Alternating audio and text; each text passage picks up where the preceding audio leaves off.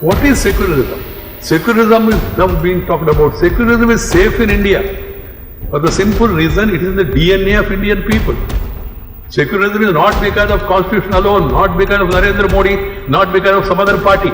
It is safe in India because it is in the DNA of Indians. क्या भारत कभी धर्मनिरपेक्ष हो सकता है? क्या हमारे राष्ट्र को धर्मनिरपेक्ष होना भी चाहिए?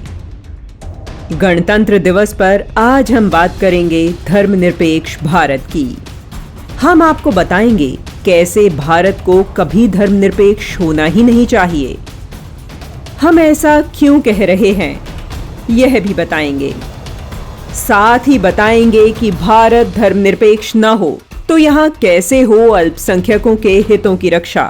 क्या आपको पता है कि आज के ही दिन 1950 में जिस संविधान को लागू किया गया था उसमें धर्मनिरपेक्षता नाम का कोई शब्द था ही नहीं। चौंक गए ना आप? जी हाँ, ऐसा ही था, क्योंकि भारत के लिए इसकी कभी कोई आवश्यकता थी ही नहीं। मैं सेकुलर शब्द के संबंध में मैं कहना चाहूंगा। सेकुलर शब्द का जहां तक है, यह आज मैं कह सकता हूं कि आज की राजनीति में सर्वाधिक दुरुपयोग यदि किसी शब्द का हो रहा है तो सेकुलर शब्द का सर्वाधिक दुरुपयोग हो रहा है। सर्वाधिक दुरुपयोग हो रहा है। हमारा यह कहना है कि यह दुरुपयोग रुकना चाहिए। सेकुलर का जो औपचारिक अनुवाद हुआ है, भारत के संविधान का अनुवाद होते हुए जो औपचारिक अनुवाद है, सेकुलर शब्द का जो औपचारिक अनुवाद है वह है पंथ निरपेक्ष, धर्मनिरपेक्ष नहीं। भारत का धर्म ही स्वयं में पंथ निरपेक्ष है, स्वयं में ही भारत का धर्म यह अपने में स्वयं। इसलिए इस हकीकत को भी वह समझते थे, इसीलिए उन्होंने सेकुलर शब्द का प्रयोग खड़गे साहब भारत के प्रेम्बल में बाबा साहब भीमराव अंबेडकर ने नहीं किया था। 1976 में इंदिरा गांधी ने तुष्टीकरण को अपनाते हुए सेक्युलर और सोशलिस्ट शब्द को संविधान में जोड़ दिया। तब दलील दी गई कि इससे अल्पसंख्यकों के हितों की रक्षा होगी, उन्हें अपने अपने प्रकार से उपासना करने का अधिकार होगा। परंतु यह सत्य नहीं था। इसके पीछे का काला सच भारतीय समाज को अलग अलग बांटकर सत्ता को हथियाना ही था। सेक्युलर शब्द का ही असर है कि लोग अल्पसंख्यक और बहुसंख्यक के नाम पर बंट गए हैं, जबकि सनातन हिंदुत्व विचारधारा में अनेक पंथों के लोग सदियों से साथ रहते आए हैं, जिनमें कभी अल्पसंख्यक और बहुसंख्यक की विभाजक रेखा नहीं रही।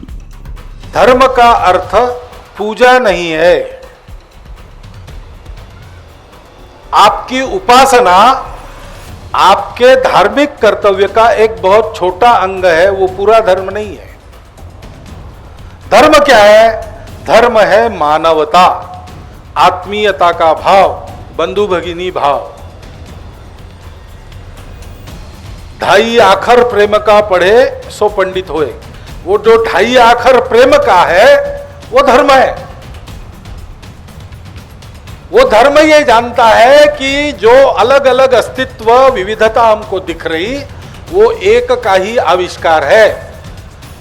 एक के ही रूप होने के कारण उनका मैं सम्मान करता हूं, उनका मैं स्वीकार करता हूं, उनको केवल सहन नहीं करता, उन सबको मैं मानता हूं। वास्तव में धर्म भारतीयों की जीवन शैली है, जिसमें अलग अलग प्रकार के कई पंथ सम्मिलित हैं, जो अपने अपने रीति रिवाजों का स्वतंत्रता से पालन करते हैं।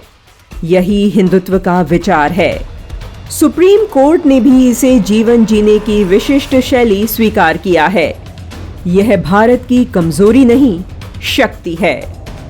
सारी दुनिया से अलग विशिष्ट भारत का यही स्वभाव है को किसी प्रकार का भेद नहीं मानता और सबको सतपथ की राह पर चलाने के लिए सबकी अपनी अपनी विशिष्टताएं को कायम रखते हुए, उनका सम्मान करते हुए, उनका स्वीकार करते हुए चला सकता है। इसी को हिंदुत्व कहते हैं। और हम भारतवर्ष के लोग, सभी लोग इस हिंदुत्व का विकास करने वाले अपने श्रेष्ठ पूर्वजों के ही वंशज हैं। तो यह प्रश्न तो निराधार हो जाता है कि यहाँ किसी भी पंथ को अलग से अधिकारों की आवश्यकता है। फिर भी यदि किसी को भय सता रहा है अपने पंथ के अस्तित्व का, तो इसके लिए सही शब्द पंथ निरपेक्षता है, न कि धर्म निरपेक्षता। संविधान के हिंदी संस्करण में भी अंग्रेजी के सेक्युलर शब्द का अर्थ पंथ निरपेक्ष लिखा गया है, न कि धर्मनिरपेक्ष। श्रीमद् भगवद गीता कर्तव्य को धर्म स्वीकार करती है। वहीं मनुस्मृति में श्लोक है, धृतिः क्षमा दमोस्तेयम शौचमिंद्रिय निग्रह धीर्विद्या सत्यम क्रोधो दशकम धर्म लक्षणम। अर्थात मनुस्मृति में धर्म के 10 लक्षणों की चर्चा की गई है, जिसमें से धैर्य, क्षमा, पवित्रता, इंद्रिय संयम, ज्ञान, विद्या, सत्य हैं। जो मनुष्य इन लक्षणों को अपने आचरण में उतार लेता है वही धर्म का पालक कहलाता है, जबकि पंथ धर्म के भीतर ही जन्म लेते हैं। भारत के लिए सभी पंथ समान हैं। सभी पंथों की साझा संस्कृति ही हिंदुत्व है। तो आइए गणतंत्र दिवस पर पंथ निरपेक्ष संविधान को सशक्त बनाने और धर्म राज्य की स्थापना की शपथ लें। जय हिंद।